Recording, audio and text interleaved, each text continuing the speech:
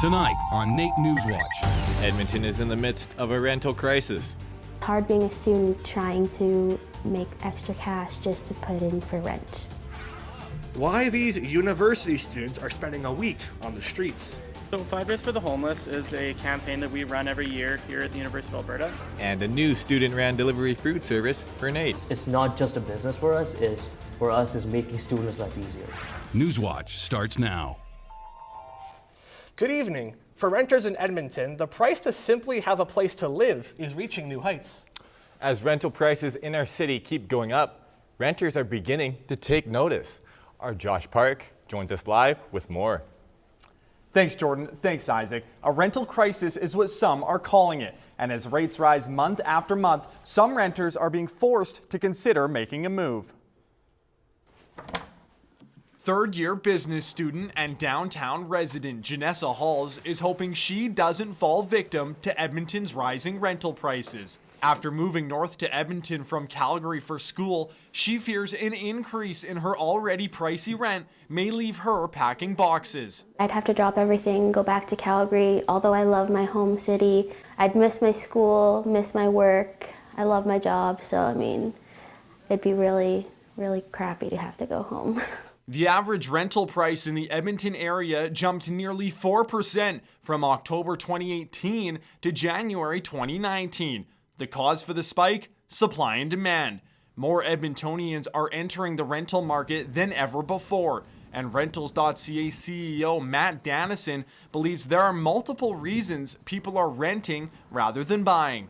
It has become harder to qualify for a mortgage and at higher rates. So because of that, those, again, first-time home buyers are being forced to stay in the rental market.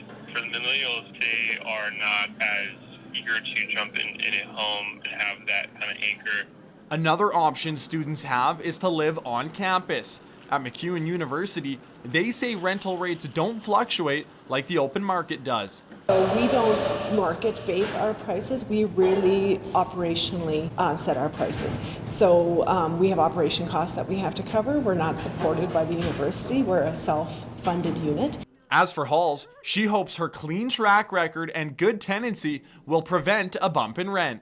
And you'd think that if you have good tenants, you'd want to make sure that they're happy with their living scenarios and not jack up their rent so that they can't afford to live there anymore. At this point, it is projected that rent in Edmonton will likely continue to climb, and one reason for that, according to Rentals.ca, is the Government of Canada is expected to welcome 1 million new immigrants into the country over the next 3 years. Josh, what's going to need to happen to stabilize the rental market prices in Edmonton? Well, one thing that Matt Dannison from Realtors.ca mentioned to me in my conversation with him is the increase in affordable housing units in the city. Edmonton is hoping to develop 2,500 new affordable housing units over the next 4 years, resulting in the demand for rental properties to go down and likely a decrease in price as well. Josh, how does the rent in Edmonton compare to other cities across the country? Well, Isaac, with the rent hike we've experienced here in Edmonton, that now leaves us third in the province behind Calgary and Fort McMurray respectively. While on a national scale, Toronto, they're expecting an 11% increase in 2019 alone. Thanks, Josh. That's Josh Park reporting live from our news center tonight. We want to know what you think about the rent crisis in Edmonton. In partnership with our sister campus publication, the NAIT Nugget, we will be polling viewers and readers on our question of the week. This week's poll question is, do you think that next year rent prices will go up or down? Just go on the NAIT NewsWatch or NAIT Nugget Facebook pages and check off the answer you agree with the most. And don't forget to like the page to be in the running for a pair of Cineplex tickets on April 1st. You're watching NAIT NewsWatch, the next generation of news. March is Fraud Prevention Month, and Edmonton Police Services is working on educating newcomers on the dangers of fraud. Officers are working with the Edmonton Mennonite Centre for Newcomers to raise awareness on the different types of fraud. EPS says that last year, over 750 cases of fraud and theft were recorded, and that a high number of victims were newcomers to the Edmonton area. Unfortunately, the newcomers and the refugees do not know what this is all about. they become easy target because they are not aware of the systems. If they were aware of the system, they would have easily overcome that. Right now, EPS's fraud prevention pamphlets are only available in English, but they will be printed in 8 different languages, including French and Tagalog. Edmonton City Council is looking at limiting the advertising of vapes targeted at youth. Councillor Michael Walter spearheaded the campaign to limit the effects of vaping ads on youth. The motion requires the administration to report on what can be done to limit vaping ads and to limit vaping products being sold to minors. I had a number of community leagues actually raise this issue with me recently about places that sold vaping equipment that were located near my schools, which we don't have the ability to limit the distance, but to limit enforcement on the minimum age. In addition to the city's new motion, Health Canada has issued a notice of the intent of potential measures to reduce the impact on vaping ads on youth.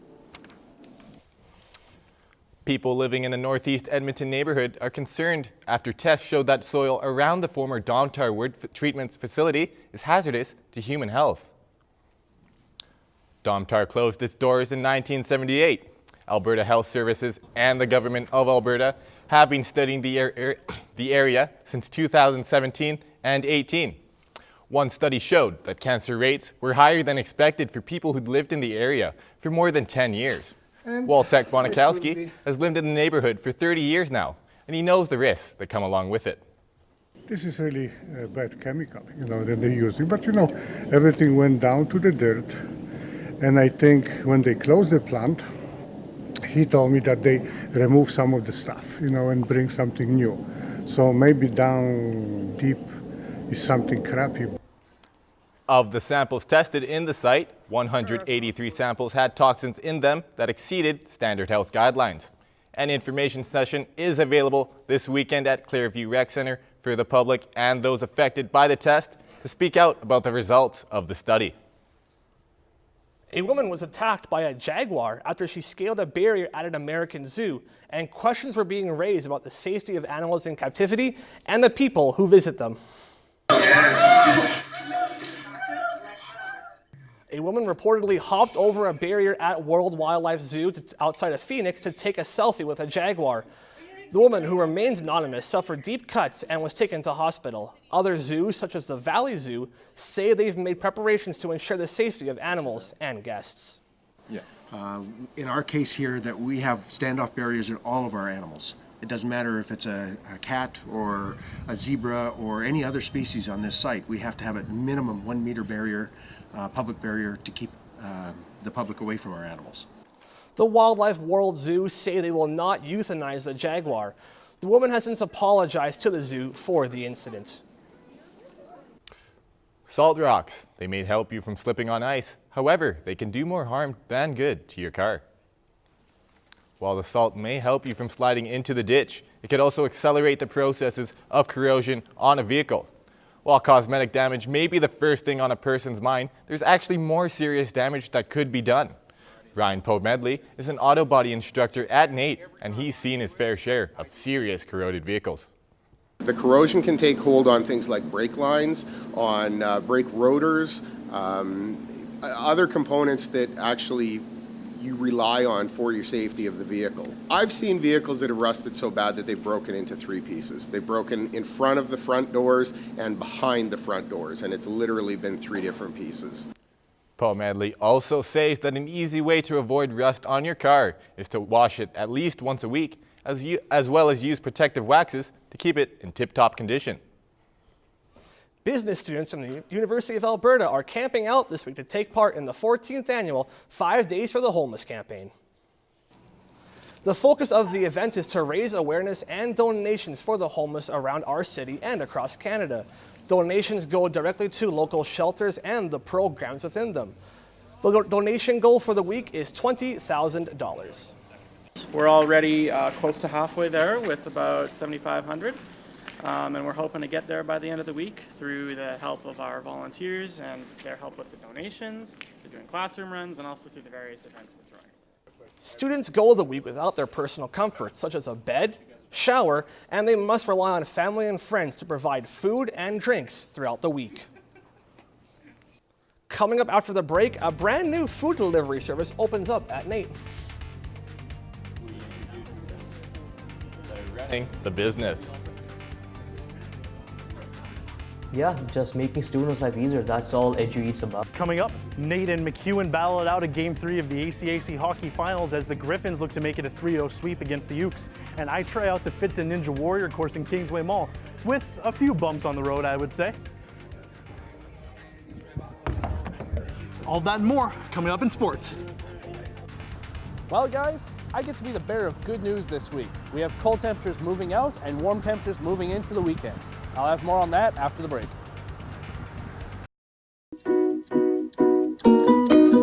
So, the UK has just instituted the toughest ban on ivory trade Europe has ever seen. Put this inside a button push. It's 159. My ears are bleeding. Underwear required over 40 stitches to her face. Good afternoon, it's 2 o'clock. I'm Jenna Winterburn with your NR92 News Update.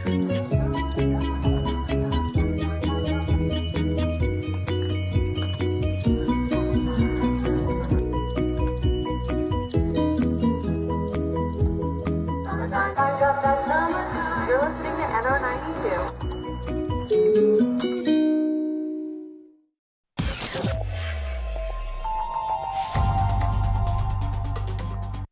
Beautiful shot of the Walterdale Bridge, and Isaac, the temperatures this week have been absolutely gorgeous. Yeah, it's been amazing, and I really hope the next few weeks and months will be the same. Daniel, what you got for us? Yeah guys, it's gonna keep going up and up and up. We got warm weather moving in from the south and cold weather is moving out from, well, the north here. In Calgary, we have a high of 10 and a low of 0 with a 0 chance of precipitation. So winter is hopefully ending and we can see no rain or snow coming. Moving on to Jasper here, we have a high of 8 and a low of -6 with another 0% chance of precipitation. So it'll be ending the season of skiing and starting the season of hiking and sightseeing. Moving on to Fort McMurray here, we have a high of 7 and a low of -4 with a 20% chance of precipitation. So we can see some rain for spring or at the end of winter, we can see a little bit of snow happening. Moving on to our own very own Edmonton, we have a high of 8 and a low of -2 with a 0 chance precipitation and mix of sun and clouds. So yeah, we're right on par. For our averages here, we have a high of 2, which is really flip-flopped from what we have for our daytime temperatures for tomorrow, and a low of -8. For our records here, we have a high of 12 set in 1910 and a low of -33 set in 1939. I'm really glad we're not then. That's all I have for weather. We'll move back to Jordan and Isaac on the anchor desk. NewsWatch Weather is brought to you by NR92, the station for the students. When you're a student, finding time to, well, even eat can almost be impossible. A company at MacEwan University jumped on that challenge and is carrying a new and convenient way to get your food. Now NAIT is delivering on that appetite as well. Our reporter Braden Chernichan has more. For us, it's not more like a business. For us, it's more like providing the convenience for the students. EduEats is NAIT's new in-campus food delivery service that was started by NAIT students themselves. The idea came to Arth when he was running late and did not have enough time to grab his morning cup of joe. One morning I was really tired, 8 a.m. classes, so you gotta wake up at 6 o'clock, take the bus, get here. But I was late that day actually, so I got here like 7:55, and I really wanted coffee because I was really tired. But I cannot, because if I go stand in the line, I'm gonna be late for the class. After the positive reception from peers in early testing, Arth and his co-founder Raj started a team to help roll out deliveries. With this being a student-run service, the EduEats team hires students because of their knowledge around campus. Why we offer jobs to students? Because they know better the campus is, right? Rather than just at the end, it's outside, beneficial for them as well. Yeah, it's beneficial for them as well. The app offers a lower price than their competitors, and you won't have to worry about waiting in line because they'll do that for you. While they may not have the largest office to work out of, the small team of 4 still manages to push out around 10 orders a day. EduEats has been only going on for about a month and a half, a service most students don't know about. You really need the coffee. It's the worst thing ever.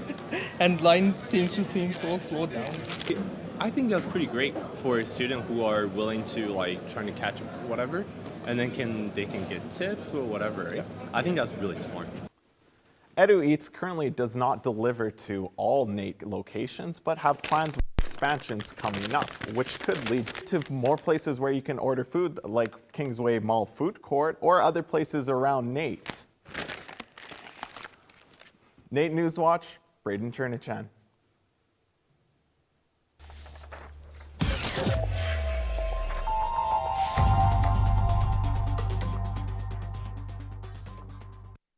Isaac, it was a big week for the CFL here in Edmonton. We had the commissioners show up yesterday, as well as the CFL Regional Combine is here. Yeah, indeed, and both Ooks hockey teams are in the playoffs, with the women's trying to survive in Game 3.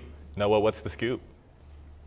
Thanks, Jordan. Thanks, Isaac. And yes, it's been a busy week for sports in general. But first, let's see how the NAIT women's hockey team fared against MacEwan in Game 3 of the ACAC Finals.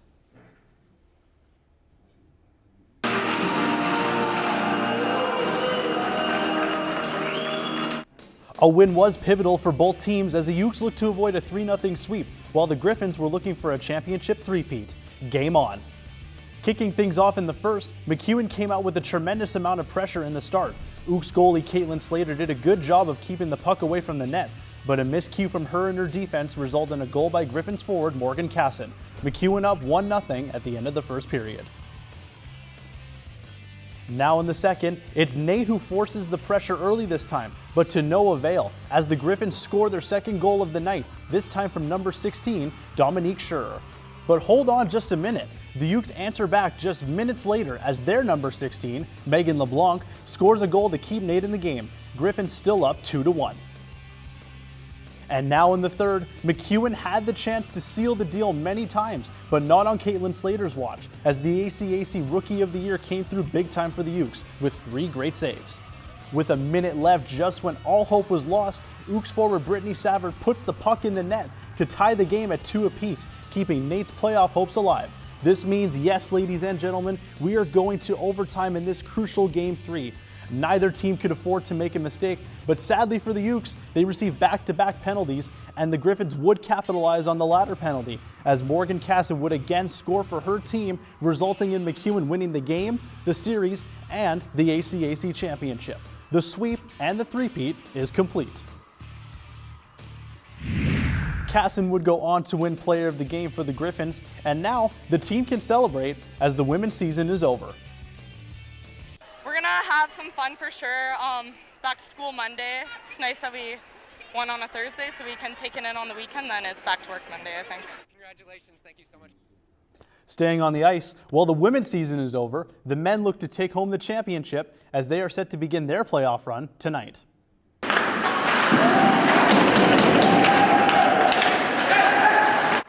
The Ooks men's hockey team have been in this position many times before, a first-round bye in the ACAC playoffs. Another position they've been in before, losing in the finals in their last 2 seasons to the MacEwan Griffins. The Ooks are looking to spoil the Griffins' chances of completing the three-peat. Being atop the entire conference is no easy task, however, so for the moment, the Ooks are sitting pretty, but the grind never stops, especially when it's playoff time. Having a bye is obviously an advantage, and we played all year for it, and had practice, good hard practices all last week and on Saturday, so we're ready. I'll have another 3 days this week, and then we're ready to go for take on State Friday night. NAIT's first opponent will pit them against the 5th seed State Trojans, while 2nd seed MacEwan will be going head-to-head with the 3rd seed Red Deer College Kings. So, which 2 teams will make it to the ACAC Finals? It's all about who wants it more. Game 1 will take place at the NAIT Arena, and puck drops at 7 p.m. With the CFL season just 2 months away, prospects from around Western Canada had their opportunity to impress the scouts and GMs ahead of the 2019 draft. Let's go, dog. Go. Over 40 football players, ranging from all positions, partook in the Western Regional Combine, where they were tested on their strength, agility, speed, vertical, and overall performance. To say the environment was intense and competitive would be an understatement, but it's all for the love of the game, and for some players, it's all for the experience. I think everyone who plays football here in Canada would love to be able to play professionally, and so to be able to continue to play football in the CFL would be Obviously a dream come true, but it's also a great experience. So it's just good to be here. While there were a lot of athletes who tried out, only 3 players made the cut and are now one step closer to achieving their dream of playing for the CFL. They just have one more obstacle in the form of the National Combine in Toronto on March 22nd. Well, sticking with Canadian football here, the CFL commissioner was in town yesterday to greet the organization's diehard fans. We had a chance on Monday to share a vision for a bigger, stronger CFL. As part of his Randy's Road Trip tour, Commissioner Ambrosie travels across Canada to meet with fans in every Canadian Football League market during the offseason. At each stop, he meets with fans to talk about big new ideas that are in the works and answer any questions they might have about the league. This marks Ambrosie's 2nd year in a row doing the tour and says it's beneficial not just for the fans, but for him as well. The feedback has been almost perfectly consistent, but the tone's been positive. I'd say there is a fair consistency. I do think the idea for our most loyal fans, the idea of a bigger, stronger CFL really has resonated with them. But quite honestly, then they can come immediately back to the things that are most important to them, and that's always fun. Ambrosie's tour is nearing the end, as his last stop after Edmonton is in Halifax on March 30th. Judo, a form of martial art that requires tremendous concentration, defense, and strength. And that's exactly what over 700 male and female competitors needed in order to win a medal at the Edmonton International Judo Championship. The largest judo tournament in Canada showcased prestigious fighters from around the world, as well as your average everyday people. Not quite the mixture that you would expect, especially in such an intense and competitive environment. However, all the participants have been training for a long time, some their whole lives, and while there is a vast contrast in style and experience, everyone is doing it for the love of the sport. A lot of people don't know what judo is in Canada. It's not like hockey or one of those big sports here, so being out here and being surrounded by all these new people, these new faces, it kind of gets the publicity out to the point where this sport may grow in Canada. Hopefully it grows in Canada to a lot bigger level than it's at right now. And based on the turnout of this event, there's no question that the Canadian judo fan base has a strong core and is continuing to grow with each passing year. Now, being a fan of the show American Ninja Warrior for many years, I simply couldn't resist trying out the course in Kingsway Mall for myself so I could channel my inner ninja. Some regrets were and are still had in this week's Endzone challenge.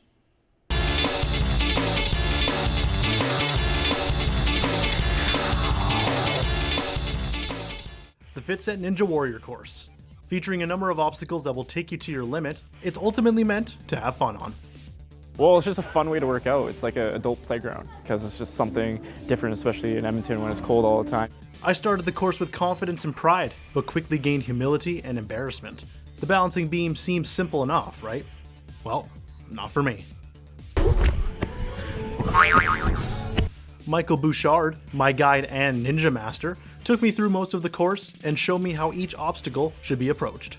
Traverse wall just works on your grip strength. My grip? That's going to be the #1 downfall, is my grip.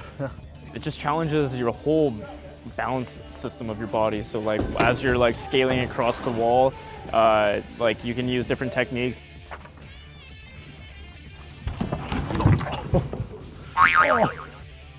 Upper body strength was key in order to succeed on this course, so naturally, that was the one thing I lacked.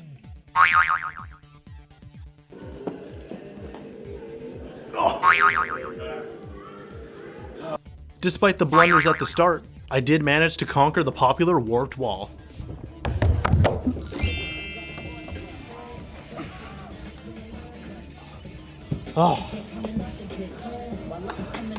While the course kicked my butt, I did have a lot of fun as I finally got to try it out and see exactly how difficult it is.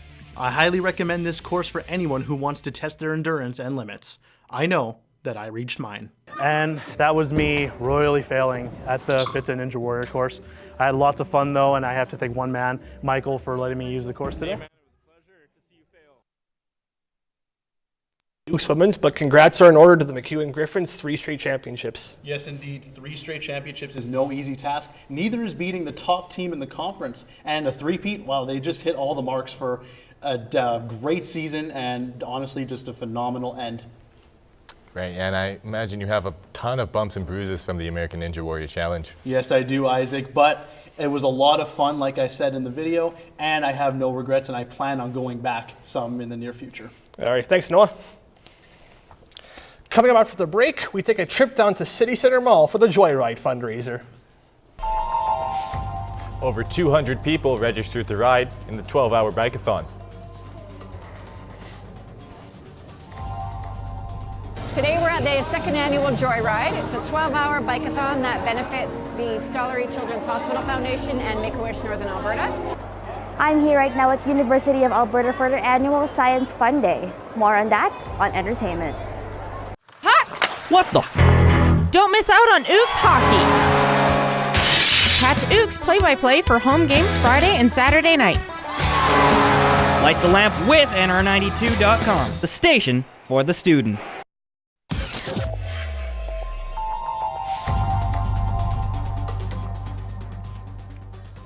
Many Edmontonians took time off work Thursday to participate in the Joyride fundraiser. Participants biked for 12 hours to raise money for a good cause. The fundraiser aims to raise money for the Stollery Children's Hospital and Make-A-Wish Foundation. Over 200 participants on 21 teams signed up to take part in the event. This is an increase from last year, which only garnered 150 participants. Many of the participants have children in the Stollery and Make-A-Wish Foundation. We have a few parents, we call them wish dads or wish moms or wish families, so they've had kids that have gone through the Stollery and then gone through the experience of having a wish granted by Make-A-Wish. Teams are encouraged to raise a minimum of $2,500. You can donate at the YAG Joyride website, yagjoyride.com. And Isaac, plenty of local breweries here for, what do you call it? Beer Fest. Beer Fest, thank you. Yes. I'm looking forward to see what's there. Yeah, and I'm looking forward to what new dishes I can get at the dining week today. Margie, what you got for us?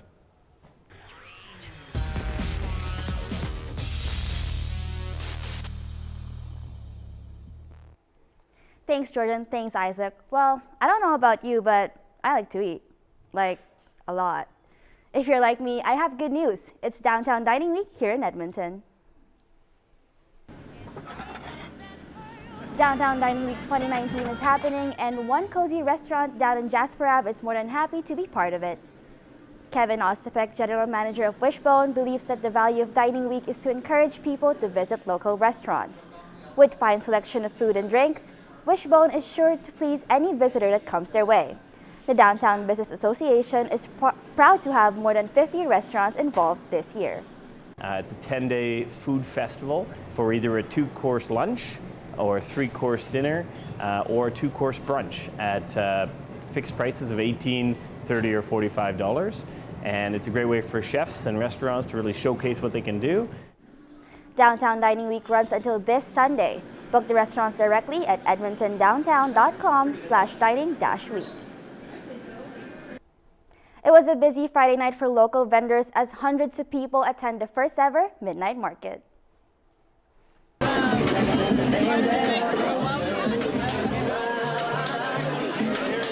Yegdate hosted its first Midnight Market at the new Polar Park Brewery down on White Ave. People, young and old, shopped local products and enjoyed fresh brewed beer that is included in the $5 event ticket. It is definitely a fun and unique way of shopping. Well, it's a pretty cheap date, it's a fun atmosphere, and you get to shop. Who doesn't love shopping? Plus, you get to drink while you're shopping. With the success of the event, Yegdate plans to host more markets featuring different vendors, with the next one in May. For more information and their list of upcoming events around the city, visit yeg.date. Kids and Kids at Heart gathered at University of Alberta for this year's Science Fun Day. 5, ready!